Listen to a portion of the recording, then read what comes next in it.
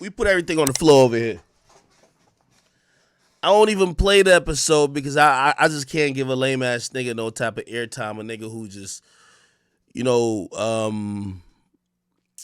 I'm talking about the Brilliant Idiot episode. So Brilliant Idiots, that salute to Charlemagne. He got the Black Effect Podcast Network going on there, but clearly he's struggling to find the next Tax Tone. Okay, we all know Tax Tone was a prolific podcaster that came from the street perspective. But he was just more than that. He was someone who had a way with words, but also was about that life and about that action. He was a one of one. He created a whole wave and a whole different, realm that he was bringing podcasting to. We all got to say, despite his conviction recently, Tax Tone was and is a podcasting legend. Now, understand that Charlemagne the God has the Black Effect Network. And while trying to build out a roster, it is important for him to try to gain the talent of people that could possibly fit certain molds. And I've seen him grab some of the bottom feeders of this industry. When I mean bottom feeders, the people without, they don't move the needle. The people that essentially don't have any audience. But it's probably in hopes to think that they might be Tax Tone, because there was a time Tax Tone didn't have it. In the words of Charlemagne, and I got to use his words to him, I watched the episode. I didn't know who this nigga was too much. Actually, I had to remind myself because the nigga was mad. I think the only time I communicated with him, he was mad because he said I posted something and he wanted to get tagged. Now, this is a 50-year-old man acting like a groupie. Please tag me, please tag me, please tag me, please tag me. That's who the new signee to Charlemagne's network. So I got to use Charlemagne's own words when it comes to him. Nah, that ain't it. That ain't it, Charlemagne.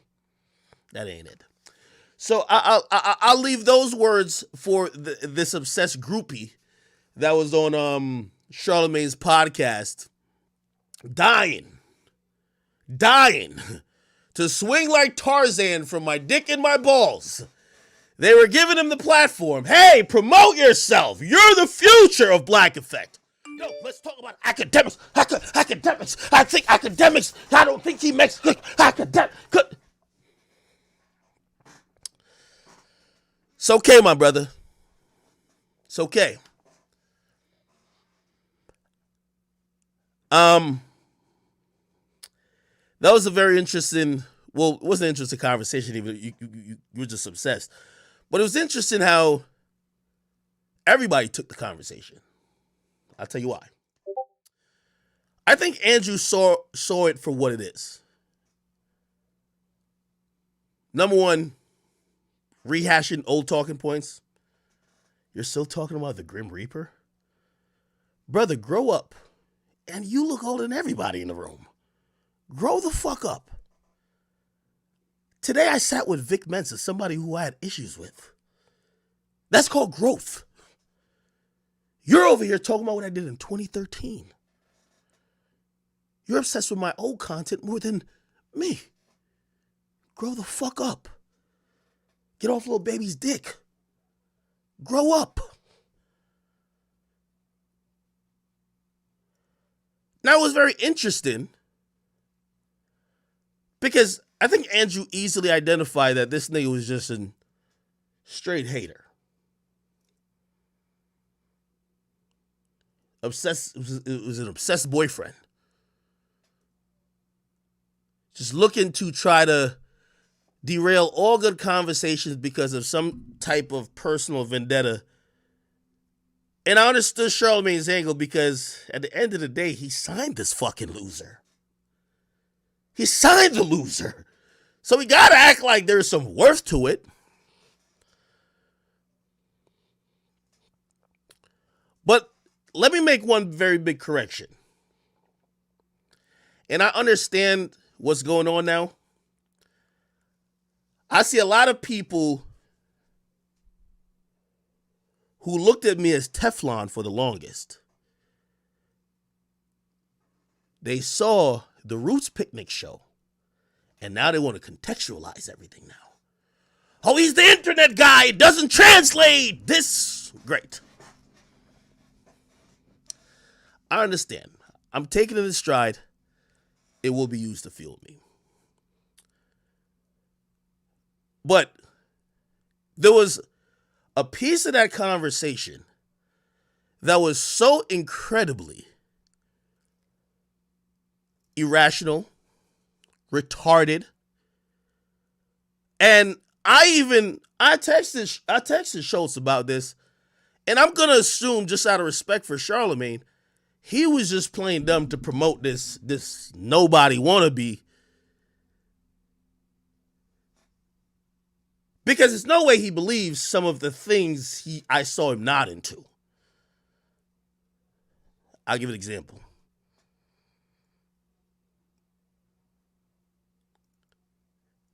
That somehow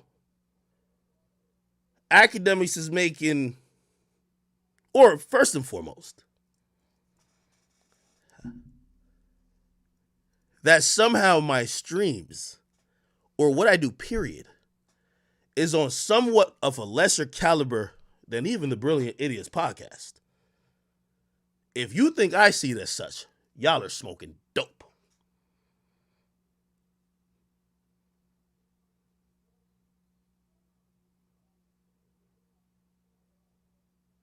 Because I heard certain words being thrown around, and I realized it was a very dishonest conversation. So we could open this conversation up completely. And this is not out of vitriol, because this is so much respect. You know when it comes to speaking, especially about Charlemagne, and I love Schultz. Respect. But we do have to really address some of these things. Because y'all had this clown talking about something that y'all was keying, and yes, I don't know if maybe he was giving that Taxstone energy. And anytime these little quasi-street niggas come into the conversation, they bully intellectuals and logic. But that's why I'm here. This is why I've made actually a name. Because all of those niggas come across as ignorant.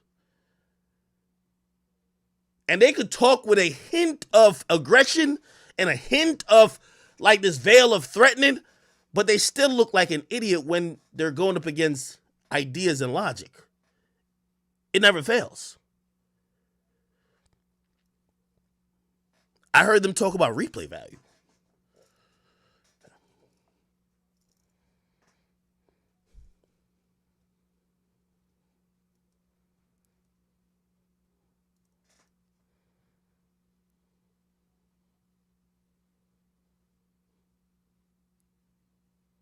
We could talk about that. I don't know if people are trying to do the soapbox thing, but I'll clarify it. We all talk about current events. So let me be very clear. My stream, The Breakfast Club, excluding the interviews. My stream, The Breakfast Club, current event topics, Brilliant Idiots, Hell of a Week, even flagrant without some of the great guests. There is no replay value to some of this shit. Let's not try to content shame now. Not because I'm doing this live, just kicking it on a live stream camera, and y'all doing it whether you're on iHeart's mic or you're doing it in any studio. It's no difference. Ain't nobody going back 6 months like, oh my God, I gotta go. This ain't Breaking Bad, my nigga. This ain't Game of Thrones. Let's just keep it 100. So I don't know. I heard this clown try to interject it, and I'm like, are we serious? let's not start this whole, I always said some people, they become elitist when they talk about content. That's what this loser was, except nobody even knows a single original thought this fucking idiot even thought. We don't even know what his thought is. Even his thoughts about me was regurgitated from the talking points of the niggas who have consistently just said the same thing without even advancing the ball.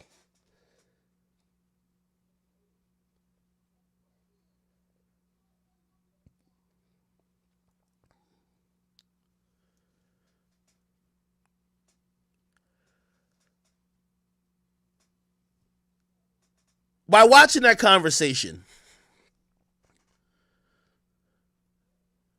Everything made sense to me.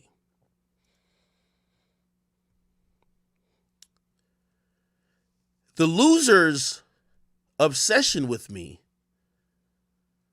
came full circle when I realized why he's upset at me is why I've always been successful.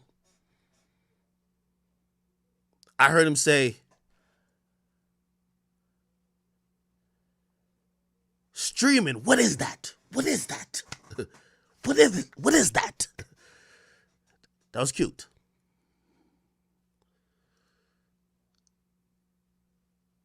I won't even sit here and even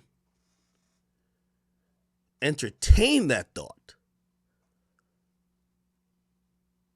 Because for an old, stupid nigga like you, you might be more familiar with this saying. The game is to be sold, not told. And I seen Andrew try to explain it a couple times. And I said, Andrew, don't chill, Andrew. Don't, you can't give him the game. You gotta let him crash and fail. You can't do that. Trust me. Let me give Andrew some credit. One of the most brilliant people in actually noticing socially. He doesn't know hip hop like that.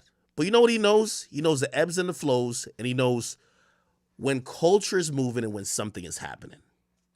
It's the reason why Andrew got introduced to me by Brilliant Idiots, and he's made a 5 times bigger podcast than Flagrant 2.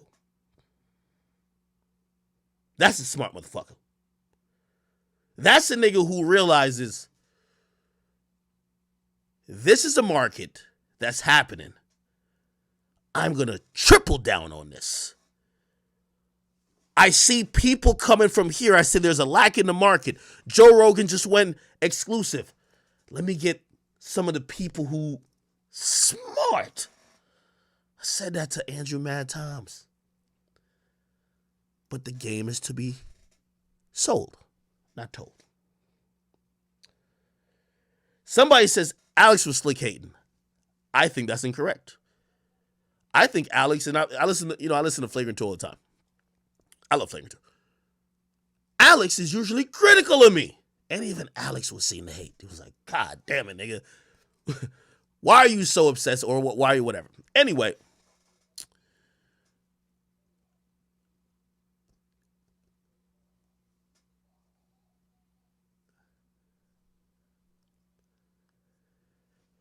To answer some of the things that I felt like, well, I think Schultz, but Schultz was really putting on a good defense, lawyer case for me. But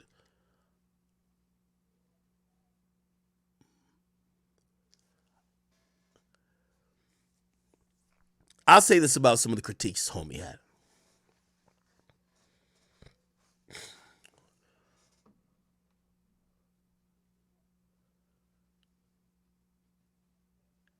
Niggas like you feel because you're from a certain environment, you deserve to be the person to tell a story. I've always said, DJ Ghost my mans. Act gonna give it up like this. He gonna give it up like that. It's the differences that make everything great. Niggas like you, instead of putting in the work to become a DJ Ghost, to become a 1090 Jake, or whoever who came from that background, you think that you are owed the respect, the audience, the attention,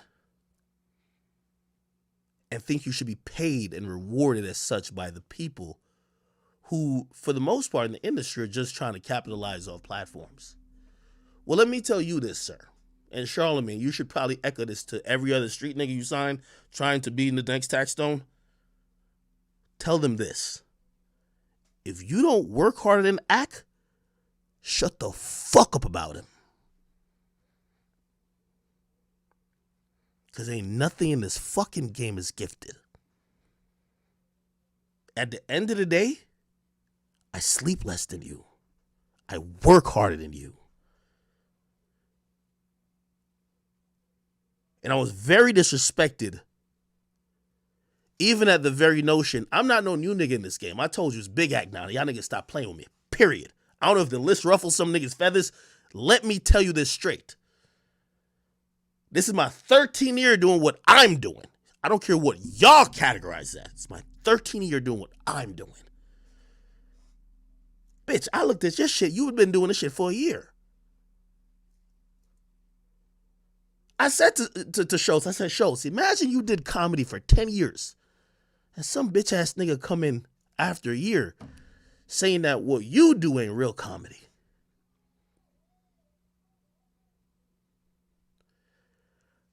Newsflash.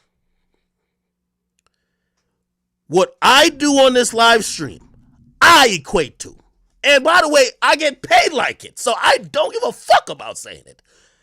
I equate to a late night TV show, a fucking syndicated radio show, or a big time podcast.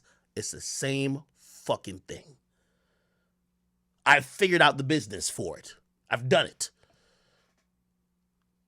No fancy studios make nothing happen. It's all about the content. The people come for this. They were here before I bought the $2 million mansion. They were here when I was in the $2,500 a month apartment. If you can't understand that part of it, it's the reason why Tucker Carlson at his fucking house doing a show on Twitter. Again, for you, old head, this is the only time I won't even mention your name. That's how irrelevant you fucking are. This is going to be your second biggest moment other than when you actually talk to Lil Baby. The game is to be sold to a nigga like you, not told. You'll never get to where I'm at by hating on me. You'll only get there by outworking me. But I could tell you a lazy nigga already. Let's end this conversation. Let's do it, man. I was gonna give no bars, but you know what I mean. Sometimes you gotta just let people know what it is, and also the content shaming gotta stop. I know niggas who's doing voiceovers on YouTube and documentaries that I'd rather listen to than niggas with $15 million production and scripts and shit like that. At the end of the day, most of this shit not getting monetized on any platform but the internet.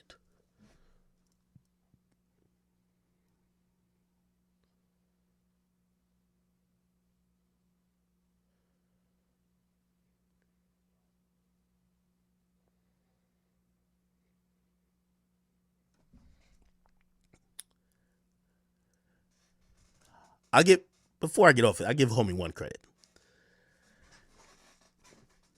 And I've always said this is the thing I believe is the most threatening when it comes to me.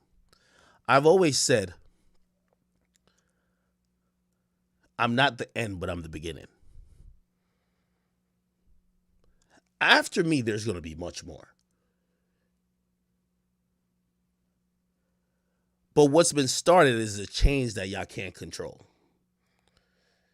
I started doing what I had to do to get to where I am because I realized I was in the bootlicking, interning, whatever that was going to work at some radios. They probably wouldn't even fuck with me. I don't know nobody. I don't really, like you could call it not going on. I don't network. I didn't know nobody in those type of places. Right now, there's a nigga in Idaho. There's a nigga in Wyoming. There's a nigga in Oklahoma. There's a nigga in New Mexico. There's a nigga in California. There's a nigga in Seattle, Washington. And they got a pretty good take about this internet shit. They got a pretty good take about hip hop. They got a pretty good take about politics or social media or just even sports or whatever it is. And those people will make it. So I heard him say one thing. He said, yo, it's when AKADEMIKS posted, everybody posted. That's what got your panties in a bunch.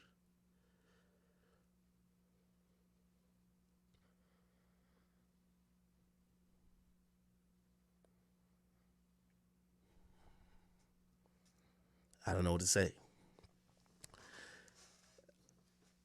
Don't be a dinosaur.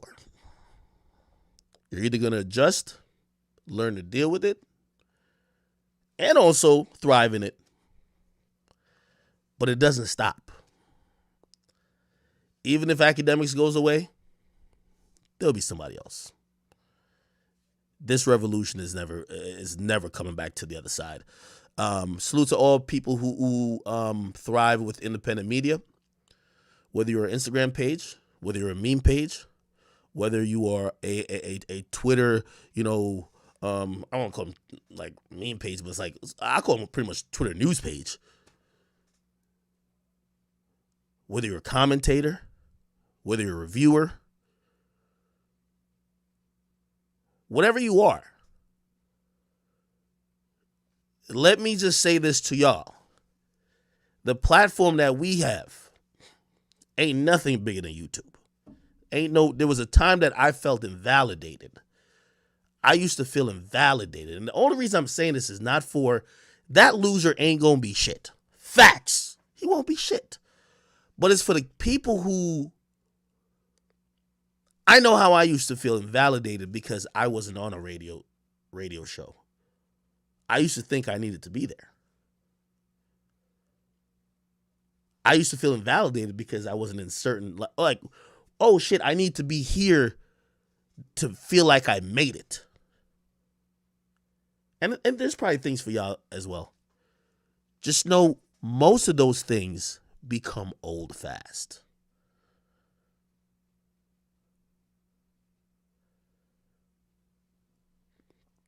I'll tell you how I know I made it. Everything I was looking for, the metrics in me trying to figure out if I made it,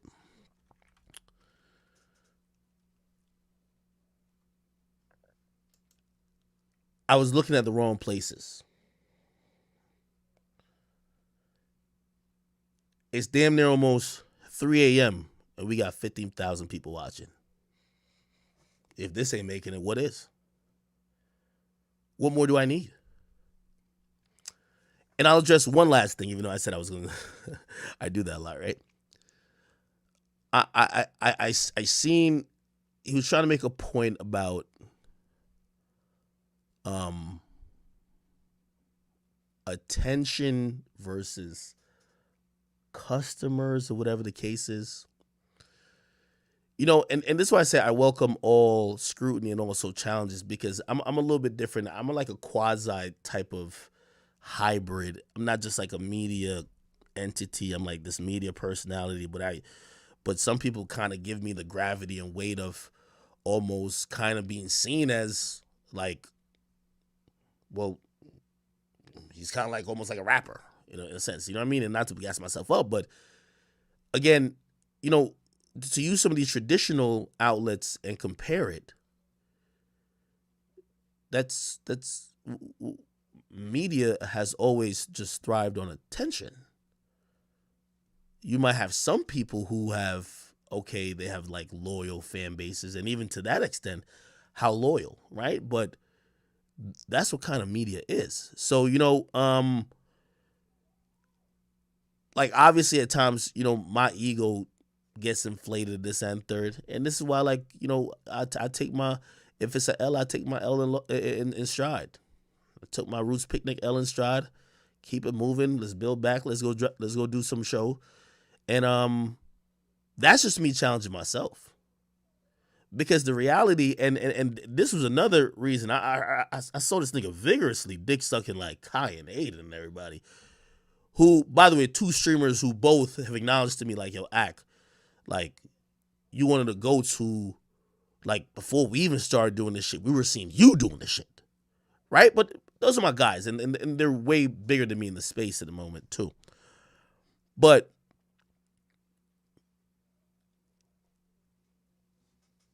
it's people like that make people like me or even Kai or Aiden run back into a hole. And I'm going to tell you, let me explain. Because in reality, without leaving this room, without Kai leaving this room, without Aiden leaving this room, or any streamer, or any really YouTuber, we're making really good money. I don't need to go to Roots Picnic. That's not nothing that's, like, my assistant's still asking me, like, Hey, have you confirmed that the deposits hits? There's so many. I don't know. Like, I gotta go check. I gotta make sure they even paid me. But it's not about the money when I'm wanting to go out there. That's me wanting to get out of my comfort zone. The same way how I want to get out of my. I told y'all before I got on Everyday Struggle, nigga, we went on Everyday Struggle. Me and Joe was getting paid like $15,000 a month. Nigga, I was making $100,000 a month on YouTube. Think about the logic. I'm making $100,000 a month on YouTube. We went on Everyday Struggle. They paying us $15,000 a month. I felt it was another level. Well, not even level, but it was another challenge for me. So I've always stepped out of my comfort zone. So I enjoyed. But I'm not going to sit here and let any of y'all even just in a half breath try to act like what I've accomplished or what I've helped start makes anybody a failure because that facet isn't fully conquered yet. And then also, I'll give a challenge to that sucker.